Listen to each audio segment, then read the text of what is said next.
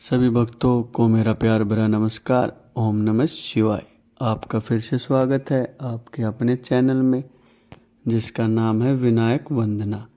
दोस्तों, भाद्रपद कृष्ण अष्टमी को श्री कृष्ण जन्माष्टमी मनाते हैं क्योंकि यह दिन भगवान श्री कृष्ण का जन्मदिन मनाया जाता है। इस तिथि की घनघोर अंधेरी आधी रात को रोहिणी नक्षत्र में मथुरा के कारागार में वासुदेव की पत्नी देवकी के गर्भ से भगवान श्री कृष्ण का जन्म हुआ। यह तिथि उसी शुभ घड़ी की याद दिलाती है और सारे देश में बड़ी ही धूमधाम से मनाई जाती है। इस साल 2023 में कृष्ण जन्माष्टमी 6 सितंबर को बड़ी ही धूमधाम से मनाई जाएगी। जन्माष्टमी के दिन भगवान श्री कृष्ण के जन्म संबंधी कथा भी सुनते हैं और सुनाते हैं, जो इस प्रकार है।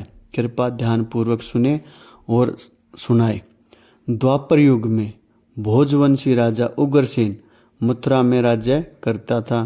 उसके अत्याचारी पुत्र कंस ने उसे गद्दी से उतार दिया और स्वयं मथुरा का राजा बन बैठा। कंस की एक बहन थी देवकी, जिसका विवाह वासुदेव नामक यदुवंशी सरदार से हुआ था। एक समय कंस अपनी बहन देवकी को उसकी ससुराल पहुंचाने जा रहा था। रास्ते में आकाशवाणी हुई, हे कंस, जिस देवकी को तू बड़े प्रेम से ले जा रहा है उसी में तेरा काल बसता है। उसी के गर्भ से उत्पन्न 8वां बालक तेरा वध करेगा। यह सुनकर कंस वासुदेव को मारने के लिए उद्यत हुआ। तब देवकी ने उससे विनयपूर्वक कहा, मेरे गर्भ से जो संतान होगी उसे मैं तुम्हारे सामने ला दूंगी।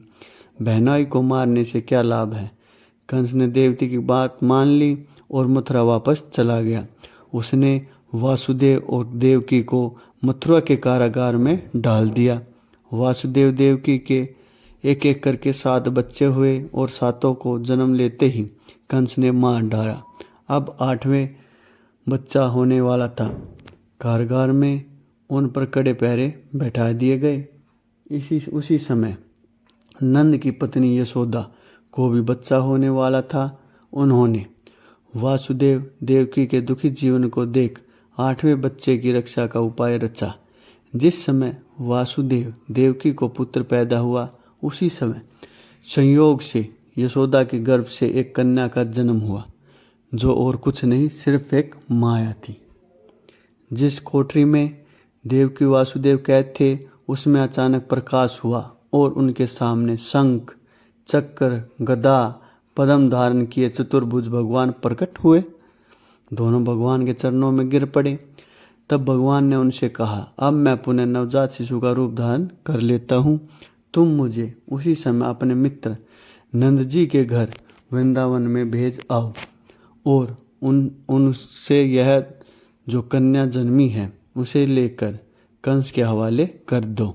उस समय वातावरण अनुकूल नहीं है, फिर भी तुम चिंता ना करो। जागते हुए पहरेदार सो जाएंगे, कारागार के फाटक अपने आप खुल जाएंगे और उफनती अता यमुना तुमको पार जाने का मार्ग दे देगी। उसी समय वासुदेव नवजात शिशु रूप में श्री कृष्ण को सूप में रखकर कारागार से निकल पड़े और अता यमुना को पार कर नंद जी के घर पहुँचे। वहाँ उन्होंने नवजात शिशु को यशोदा के साथ सुला दिया और कन्या को लेकर मथुरा आ गए।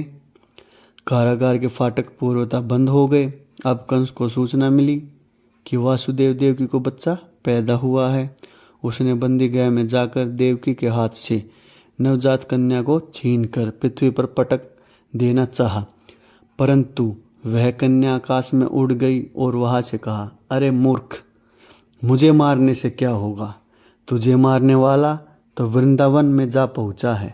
वह जल्द ही तुझे तेरे पापों का दंड देगा। यह है श्री कृष्ण जन्म की कथा।